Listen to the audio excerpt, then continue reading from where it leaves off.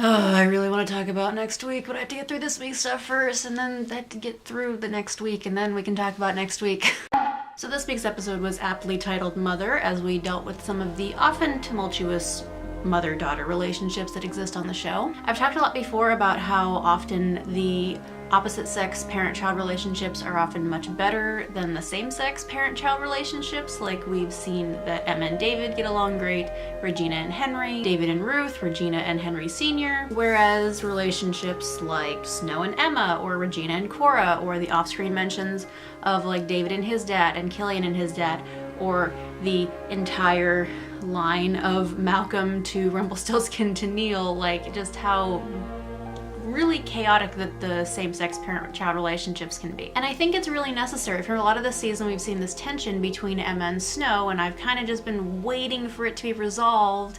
And while a lot of it hasn't been resolved, we're still taking steps towards that. And now we have this parallel with Lily and Maleficent, and then you add in the craziness that is Zelena and Regina and Cora, and there's a lot to talk about here. So as always, let's start in the past. Regina has absolutely no chill on the anniversary of Daniel's death, and then Cora shows up from Wonderland for some reason to ruin everything. And I know that the timeline is completely and we're just not supposed to talk about it because it's easier to just not talk about it, but really? Cora coming back from Wonderland even just for an episode? Really? I mean, I guess technically we could retcon any surprise that Regina had been feeling over Cora coming back in season 2 as, oh, she didn't die in Wonderland, or I thought that maybe she had come back and then she got caught up in the destruction of the Enchanted Forest, but surprise, she's not dead. Like, there are some things that we can do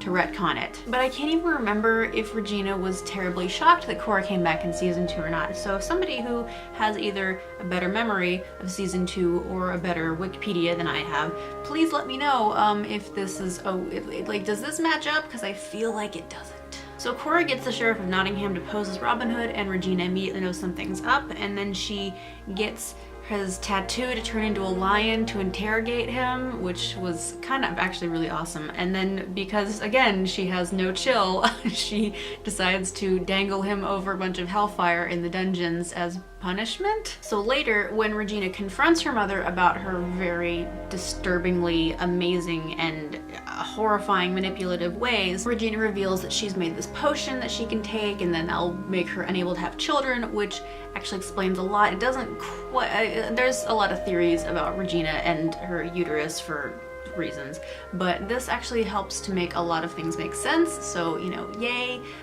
Still some really unfortunate things with King Leopold that we can think about later, but you know. So Cora's plan, though she tried to gaslight Regina into thinking that she didn't have any kind of plan whatsoever, and again, masterfully done, horrifyingly done, but masterfully done, that she wanted Regina to get pregnant to start a dynasty of some kind, and most likely Regina would have been killed at some point, so there's, you know, a Regency Council that's created, and somehow, of course, Cora would be like the head of the Regency Council, or, you know, the council would also disappear or gain all of her power to her, as things happen in the Game of Thrones. Though really, Cora would have to kill Snow White first because she is the direct descendant and the first in line for the throne from the current ruling dynasty.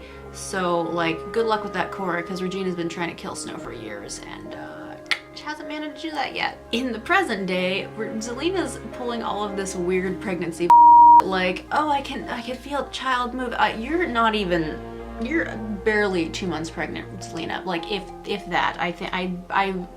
I have strong suspicions that you're not even pregnant to begin with, but if you felt anything at all at this 9-week mark, which it's beyond that, like, I'm gonna say 7 weeks pregnant, if that, you're not gonna feel like anything at all. If you do, you're gonna think it's gas. So, you know, maybe just the Z. Meanwhile, Robin and Regina go out for a drink, and Regina has somehow managed to forget that sending Robin out of town with his wife and child might lead to, I don't know, trying to rekindle his marriage. So this whole like, oh, you moved on thing, like, that was kind of the plan. I don't know what you were thinking was gonna happen, but that was the original idea. I mean, I know that Robin was being very mixed signals by being like, I'm leaving with my wife, but BT dubs, goodbye, kiss, and passion and whatnot. Like, that was a little confusing, I admit. But, you know, meanwhile, in Storybrooke, Killian, I don't know how many, you claim to be very perceptive and intelligent, but can you not bait the Dark One for once, please? This never ends up well for you. You should have learned this lesson like 3 times by now. Like, don't bait the Dark One, because it's... So Emma comes home and she brings this whole entourage with her, and she doles out all these hugs, kind of in the way that they did with the Candygrams in Mean Girls. Henry Mills, a hug for you. Killian Jones, a big, long, loving hug. Go, 4 for you, Killian Jones. You go, Killian Jones. And none for Mary Margaret, bye. Maleficent and Lily get off on the wrong foot, and Maleficent's all like heart eyes, and so like she's completely done this 180 in personality, and I kind of get that Lily's like, hey, you're like the baddest around. What's going on with this nice lady act, on top of the whole 30 years of like abandonment issues and whatnot that she is already dealing with. So she books it, and then Maleficent goes to the Charmings for help because they kind of really do owe her for this. However, Regina manages to get to Lily first and steals her anti-savior blood, for the lack of a better term, but really that's what it is, to be able to activate the magic ink for the author's pen. Which brings me to my question of, if they needed to darken the savior to get her blood to activate the squid ink to do all the magic stuff, how did the ink, the original ink, get to work? Was there another savior before who had to go dark, and that's how the ink became a thing to begin with? Like, that's how we were able to start the storytelling, with the creation of a dark savior? Was that like, okay, here's the story and it starts the dark savior, and then I'm gonna just document all of this with the magic ink? Is it possible? And I've been thinking about this a little bit. If they needed a dark savior, or a savior who turned dark, to get their blood and turn it into the magic ink to record all the data, what happened to that savior? Is it possible that that dark savior was too powerful and needed to be controlled in some way? So, I don't know, they grabbed a dagger and somehow cast a spell to contain most of the Dark Savior's power in this dagger so they could be controlled. So did the Dark Savior become the first Dark One? Is this like some kind of weird The First / Buffy reference of, like, I've been thinking about this quite a bit, and I think that there is something gonna be happening next episode with the dagger and the Dark One origin. Like, I really have this intense thought process about what's gonna happen next week. I will happily be proven wrong next week, but this is where I'm at right now. Anyway, Lily turns into a dragon after she goes berserk and almost kills Mary Margaret, which could have been prevented if Mary Margaret had realized that maybe Maleficent could have handled her dragon offspring, considering that Maleficent is a dragon herself, and Mary Margaret wasn't really needed, but, you know, drama, I guess. So Maleficent goes to calm Lily down, and Emma comes back to heal her mother while also forgiving her for being human, and yay, everybody's happy again. Kind of. Maleficent and Lily have this similar kind of moment where Maleficent promises to, like, just, you know, give us a chance. Can you please give us a chance to try and, like, be something to each other, and I will help you learn how to be a scary dragon bitch. And I honestly think that is the best line that has ever been spoken in this entire show. Scary dragon. Like, I want that to, like, I want to tattoo that on me somewhere, and I am terrified of needles. Meanwhile, and Jesus, there's nothing, I can't leave anything out this episode. There's so much stuff happening. So we have this weird showdown between Zelena and Regina and Isaac, and Robin is there for reasons, I guess, in which nothing changes. The status quo just remains the same. There's no change. There's, like, literally this did not need to happen at all, except for Regina to realize that she is kind of being her mother, which is a good comparison to have in the episode about mothers and daughters. And then Isaac proves how much of an evil little git that he is by writing himself some quick magic powers and going back to gold to continue the original evil plan, in which they're gonna write a book called I You not heroes and villains, and I'm so excited for this finale next week, you guys. You have no idea. Like, the Once ABC Twitter account has already changed their name to Heroes and Villains. They changed their header and everything, and if they change the title screen for the next episode, I'm just gonna flip my Anyway, our best of this week. The best outfit, Jesus, I could not decide between any of Regina's Evil Queen outfits.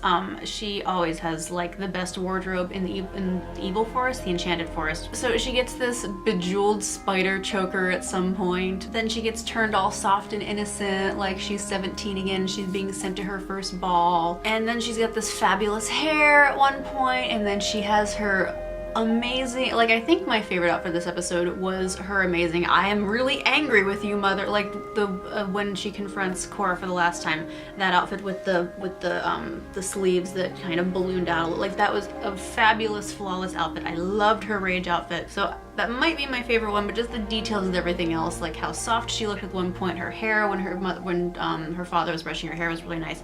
The spider choker just like cracked me up. The best meta moment went to Isaac fangirling over Regina in the vault. Like, I don't know if there's a fourth wall left. I think they smashed it pretty good, because that was the holy meta Batman. That was really intense. Also, I need to know more about this experimental writing thing that he did, where he didn't write a book, but he still wrote something. Did he write this with the non-magic ink, and that's how it didn't become true? Or because he didn't put it in the book, it wasn't true, but it still created the page? I'm not really, like, I'm very confused on how this works, and I really would like someone to explain it to me. The best WTF moment goes to Whale being the resident obstetrician, when I'm pretty sure he was supposed to be the resident surgeon, unless when Snow cast the second curse and she was pregnant, she rewrote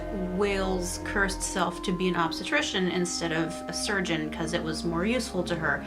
Or does Whale just have like all of the medical knowledge? Like, I know that he helped Mary Margaret when she did give birth to Neil, but like that wasn't what he, like, were you guys just trying to save money on casting when you didn't have to put somebody new as the OB, so you just changed the general surgeon? Like, I don't... Questions once upon a plot hole. I have so many questions. And the best family reunion goes to the Charmings, and they're all finally forgiving each other, and there is a lot that is left unsaid. I know I said that earlier, but it's true. There are a lot of undercurrents. I really think that Snow and Emma need to have that talk that, you know, parents have with their kids when they have another child. Like, just because we're having another baby doesn't mean we love you any less, and we still care about you, and we're not replacing you. Like, really, they need to have the replacement conversation, because though Emma is almost 30 years old and doesn't need to have her parents really like hold her hand through this new baby brother process, like, she still is kind of being replaced a little bit, at least in the getting to raise your child department. And, you know, I think that's probably going to be a conversation that happens off screen, which I really could do without that. I would really like to see this happen on screen, but you know. Oh, and no, I'm not over that scene at the docks. I'm not gonna be over that for a while, because in the mid-season premiere little special that they aired the hour beforehand, Colin happened to say in his little interview that if he could write a happy ending for Hook, that it would be to sit at home with Emma drinking rum. Flash forward to episode 20 of season 4, where Emma and Hook sitting together on the water, which would be his home, kind of. I mean, they could have done this on the Jolly Roger, but I'm not gonna pick at nits here.